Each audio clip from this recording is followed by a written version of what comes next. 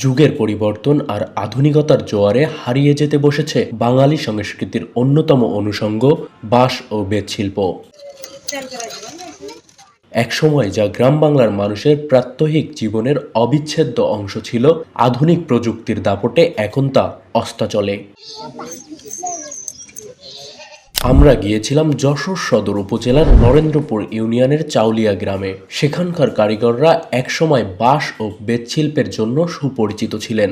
গ্রামের ৩ শতাধিক মানুষ বংশ পরম্পরায় এ পেশার মাধ্যমে জীবন জীবিকা নির্বাহ করতেন। ভোর থেকে সন্ধ্যা পর্যন্ত বাঁশের চাটাই তৈরি এবং তা দিয়ে কুলা, ডালা, ঝুড়ি, টুকরি, ঢোল, মাছ ধরার পোলো, মাছ রাখার খালই ও হাঁস মুরগির খাঁচা তৈরির কর্মব্যস্ততায় মুখরিত থাকত প্রতিটি ঘর। পুরুষদের পাশাপাশি নারীরাও সমান তালে এ কাজে সামিল হতেন। সপ্তাহের হাটে পণ্য বিক্রি ছাড়াও ফেরিওয়ালারা বাড়ি বাড়ি গিয়ে এসব নিত্য প্রয়োজনীয় পণ্য বিক্রি করতেন। কিন্তু বর্তমান চিত্র একেবারেই ভিন্ন। কারিগরদের অধিকাংশই জীবন জীবিকার তাগিদে ছেড়েছেন আদি পেশা। নেই টুংটাং আর খটখট শব্দ।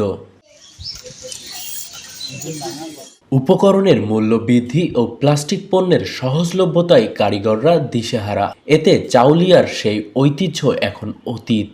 দক্ষিণ পশ্চিম হইতে এই পাড়ার এই দাসপাড়ার আছে হাতের কাজ, এই শিল্প কাজ, বাঁশের কাজ, বেতের কাজ, বিভিন্ন হাতের পাখির বাসা, এইসব দিয়ে অনেক সংসার চলে। এনাদের কাজকর্ম আগে যেমন ছিল 20 বছর 30 বছর আগে, যে বাঁশের দাম কম, জিনিসের দাম একটা মূল্য ঠিক ছিল, এখন বাঁশের দাম বেশি। এখন পেটের দায় কিছু লোক করে, আর্থিক সাহায্য তাদের একটু সরকারি দরকার।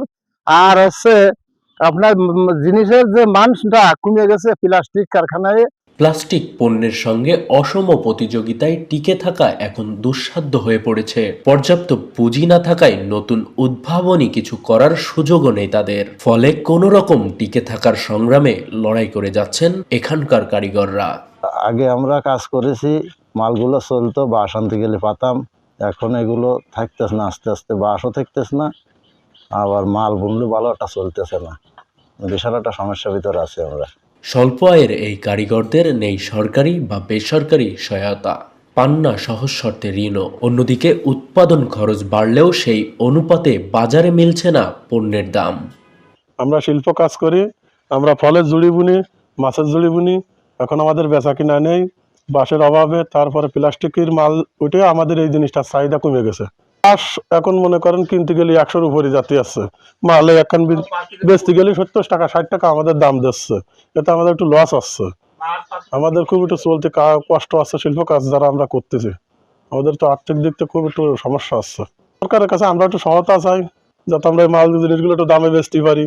আমরা এই জায়গায় 50-60 ঘর বসত করি, আমরা খুব কষ্টের মধ্যে আছি। বাঙালির শেকড়ের সঙ্গে মিশে থাকা এই প্রাচীন শিল্পটি রক্ষার দাবি জানিয়েছেন কারিগররা।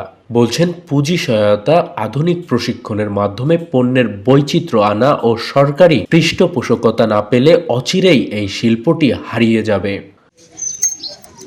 সুবর্ণভূমি ডেস্ক, যশোর।